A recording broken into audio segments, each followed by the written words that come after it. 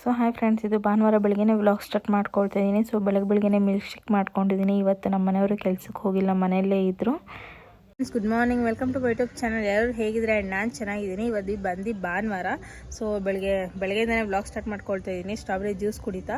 So ಸಿಕ್ಕಾಪಟ್ಟೆ ಚಳಿ friends, ಇರೋಕ್ಕಾಗ್ತಾಯಿಲ್ಲ ಒಳಗಡೆ. ಅದಕ್ಕೆ ಬಂದು ಇಲ್ಲಿ ಹೊರಗಡೆ ಬಿಸಿಲಲ್ಲಿ ಕೂತ್ಕೊಂಡು ಜ್ಯೂಸ್ ಕುಡಿತಾ ಇದ್ದೀನಿ.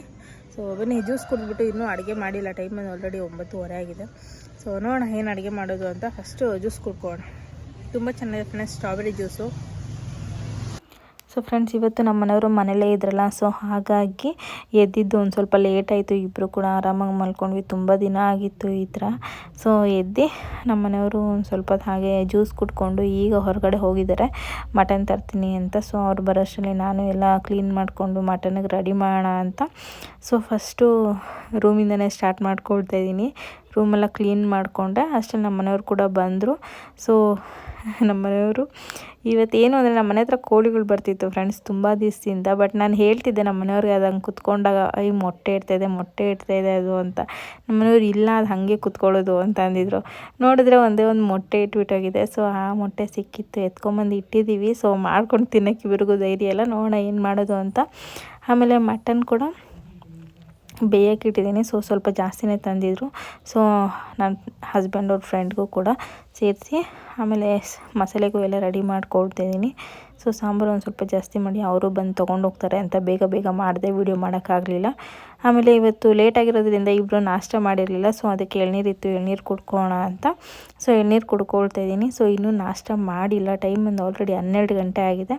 ಸೊ ಆಮೇಲೆ ಎಳ್ನೀರು ಒಳಗಡೆ ಇದೆಲ್ಲ ಇತ್ತಲ್ಲ, ಅದನ್ನು ಕೂಡ ತಿಂದ್ಕೊಂಡು ಆಮೇಲೆ ಅವ್ರು ಬಂದು ತೊಗೊಂಡು ಹೋದರು ಸಾಂಬಾರನ್ನ. ಆಮೇಲೆ ನಾವು ಕೂಡ ಊಟ ಮಾಡ್ಕೊಂಡ್ವಿ. ತುಂಬ ಚೆನ್ನಾಗಾಗಿತ್ತು ಸಾಂಬಾರಂತೂ.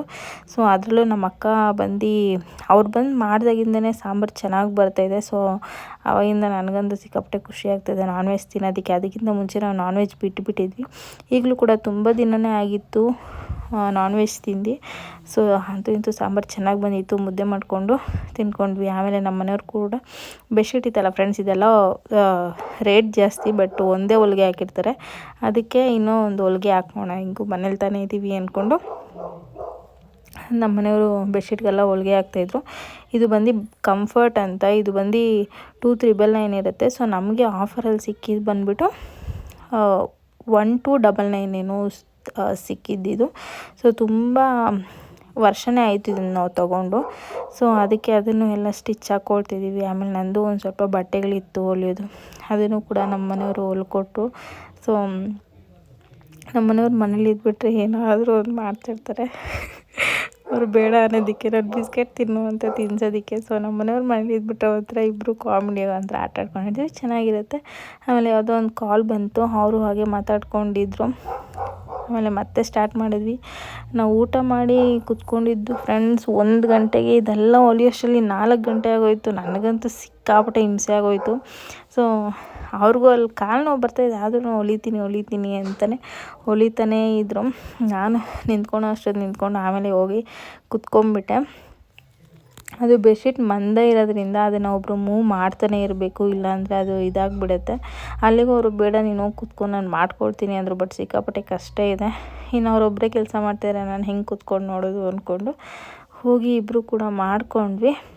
ಅದು ಬೇರೆ ಆ ಮಿಷಿನ್ನು ಸ್ವಲ್ಪ ಹಿಂದಕ್ಕೆ ಬರ್ತಾನೆ ಇರುತ್ತೆ. ಆಮೇಲೆ ಬೆಡ್ಶೀಟೆಲ್ಲ ಹೊಲ್ದಿದ್ದಾಯಿತು. 2 ಬೆಡ್ಶೀಟ್ ಇದ್ದಿದ್ದು ಫ್ರೆಂಡ್ಸ್, 2 ಕೂಡ ಹೊಲ್ದಿದ್ದಾಯಿತು. ಆಮೇಲೆ ನಂದು ಒಂದು ಸ್ವಲ್ಪ ಬಟ್ಟೆಗಳೆಲ್ಲ ನಮ್ಮ ಮನೆಯವರು ಹೊಲ್ಕೊಟ್ರು ಪಾಪ. ಆಮೇಲೆ ಅವರೆಲ್ಲ ಹೊಲ್ಕೊಟ್ಟಿದ್ದಾದಮೇಲೆ ಅವ್ರಿಗೆ ಹಾಗೆ ಫೋನ್ ಬಂತು ಹೊರಗಡೆ ಹೋಗೋದಕ್ಕೆ. ಸೊ ಅವ್ರ ಫ್ರೆಂಡ್ ಬಂದಿದ್ದರು ಮನೆ ಹತ್ರ, ಅವ್ರನ್ನ ಕರ್ಕೊಂಡು ಹೊರಗಡೆ ಹೋದರು. ಈಗ ಟೈಮ್ ಬಂದು 5:45 ಆಗಿದೆ. ಸೊ ನಮ್ಮ ಮನೆಯವರು 3:45ಗೆಲ್ಲ ಬಟ್ಟೆ ಎಲ್ಲ ಹೊಲ್ದಿದ್ದಾಯಿತು. ಸೊ 11 ಗಂಟೆಗೆ ಕುತ್ಕೊಂಡಿದ್ದು ಫ್ರೆಂಡ್ಸ್. 2 ಬೆಡ್ಶೀಟು ಸ್ವಲ್ಪ ನನ್ನ ಬಟ್ಟೆಗಳೆಲ್ಲ ಇತ್ತು.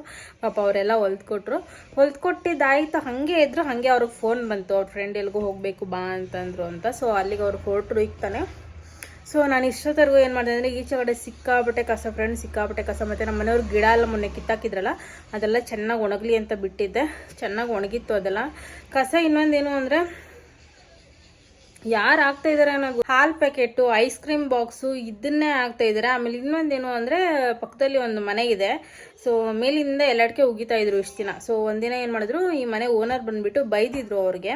ಸೊ ಎಂಥ ಇದು ತಲೆ ಅಂದರೆ ಅವ್ರದ್ದು ಅಂತಿಂದ ತಲೆ ಅಲ್ಲ ಫ್ರೆಂಡ್ಸ್, ಅರ್ಧ ಲೀಟ್ರದು 1/4 ಲೀಟ್ರದು ವಾಟ್ರ್ ಬಾಟ್ಲ್ ಬರುತ್ತಲ್ಲ, 5 ರೂಪಾಯಿದು 10 ರೂಪಾಯಿದು ಅಂಥ ಬಾಟ್ಲಲ್ಲಿ ಎಲ್ಲಡಿಕೆ ಉಕ್ಕೊಂಡು ಅದನ್ನು ಒಂದು 2 ದಿನ 3 ದಿನ ಹೋಗಿತಾರ, ನನಗೆ ಗೊತ್ತಿಲ್ಲ. ಅದನ್ನು ಉಗ್ಬಿಟ್ಟು ಆ ಬಾಟ್ಲನ್ನ ಈ ಕಡೆ ಎಸಿತಾರೆ.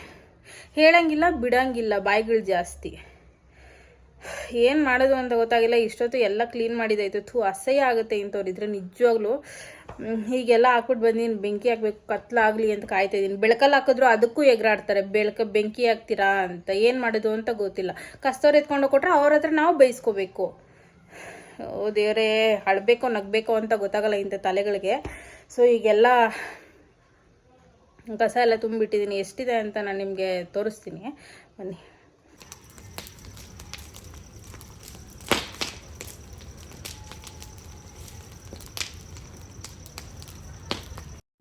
ಸೊ ಫ್ರೆಂಡ್ಸ್, ಆಮೇಲೆ ರಾತ್ರಿ ಊಟಕ್ಕೂ ಕೂಡ ಮುದ್ದೆನೇ ಮಾಡ್ಕೊಂಡಿದ್ವಿ. ಮಟನ್ ಸಾಂಬಾರು ಚೆನ್ನಾಗಿತ್ತು ಅಂದ್ಕೊಂಡು. ಸೊ ಮುದ್ದೆ ಅಂತೂ ಸಖತ್ತಾಗಿರುತ್ತೆ ಫ್ರೆಂಡ್ಸ್, ತುಂಬ ಚೆನ್ನಾಗಿರುತ್ತೆ. ತೊಗೊಂಡೋಗಿ ನಮ್ಮನೆಯವ್ರಿಗೂ ಕೊಟ್ಟೆ. ಅವರು ಊಟ ಮಾಡ್ತಾ ಇದ್ದಾರೆ, ಮೊಬೈಲ್ ನೋಡಿಕೊಂಡು ಏನೋ ಆ್ಯಕ್ಷನ್ ಮಾಡಿದ್ರು. ನೀವು ನೋಡಿ ನಿಮ್ಗೆ ಅರ್ಥ ಆಗಿದ್ರೆ ಅದನ್ನು ಕಮೆಂಟ್ ಮಾಡಿ ಫ್ರೆಂಡ್ಸ್.